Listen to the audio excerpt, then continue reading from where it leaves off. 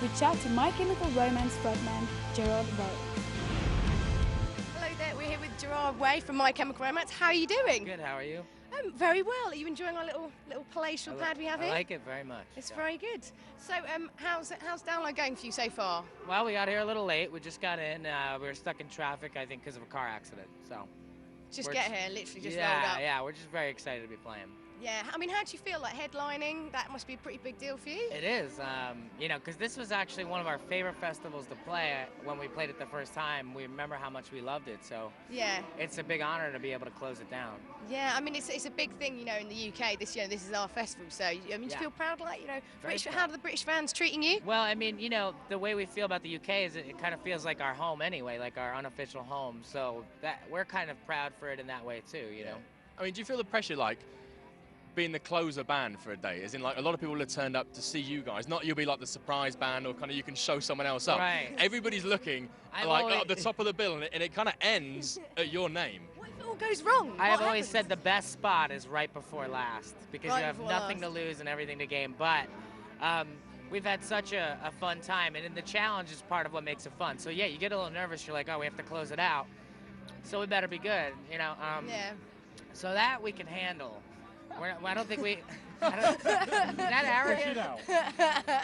I'm just saying.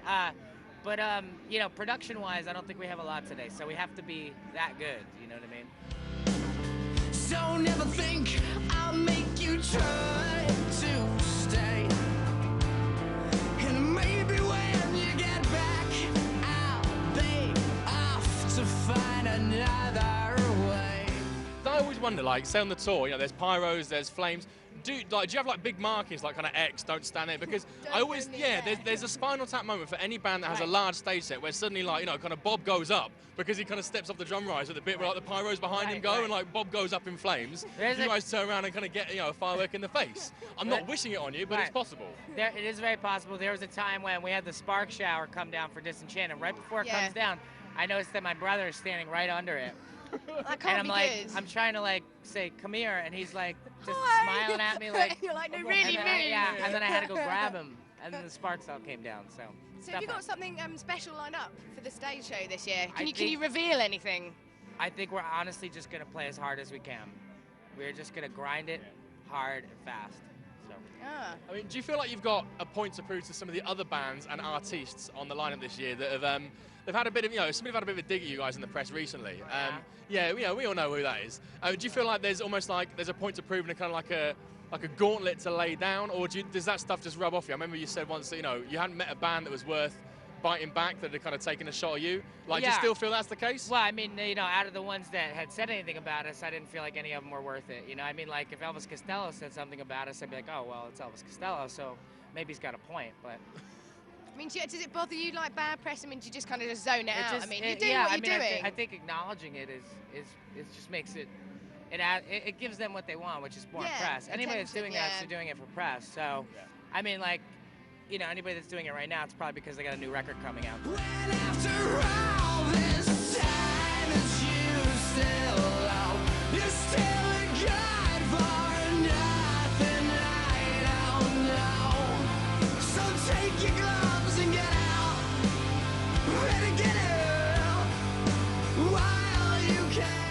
When Mikey got some time off after getting engaged, did you worry that Bob was going to get out from behind the drums? Because so many features, Bob goes on about Guitar Hero, like so much. Right. And I wonder whether Homeboy was going to kind of get out there and try and, like, you know, I kind of had that. With the plastic guitar? I don't think you get the range. Notes. And like, guys, can we redo some of these songs so we can hit it with my green, blue, orange, Bob red? He's really excited to see Megadeth today, and so is Ray. Because I mean, I'm a Megadeth fan too, but Bob knows Hangar 18 extremely well from Guitar Hero.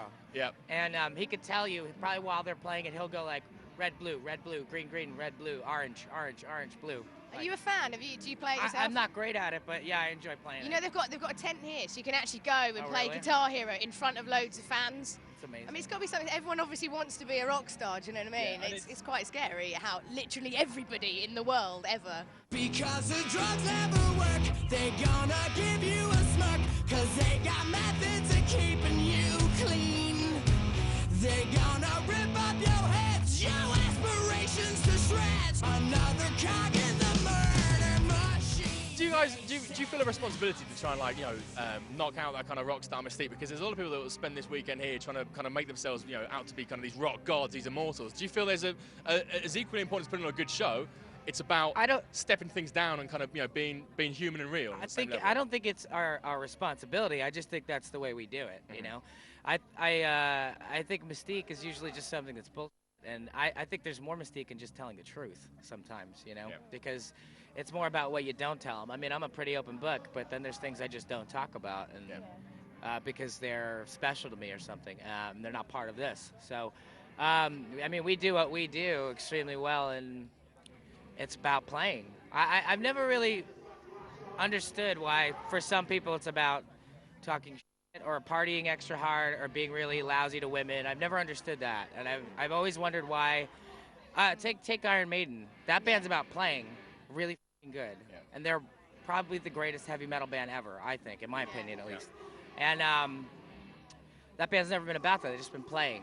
Great, making great songs, and they still have a fan base after all these years. I mean, has that always been, right from the start? That's what you wanted to do. It's about a career. Well, not a career, but it's what you want to do. All that other stuff is just irrelevant almost. Is that what your sort of MO from the start? It's about being a survivor. You know what I mean? Like, it's about always having something to say, and because you have something to say, executing that. You know what I mean? And not drawing attention away from that by acting like an idiot. Yeah. So, okay, one last question, I think.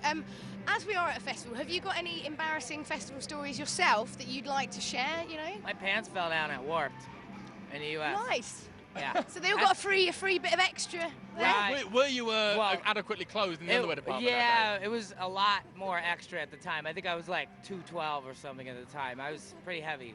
Okay. And pants just dropped, Right. These things happen. I had blue underwear on too, just real ugly, That's... I mean, those things can happen. It could have been pink, though, really. Yeah, or you could have been wearing a thong that perhaps, was for a lady friend late that evening. Right. You know what I mean? You could have been wearing the special pants. Right. You had a date later on, you knew what was going down, you put it on a bit too early, you go on stage. You see, things can always be worse in life, no matter how bad things get, it could always be infinitely worse. Absolutely. And on that lovely, life-affirming note, thank you ever so much for talking to us. It's been a pleasure. Thank you. They said, "I'll see that the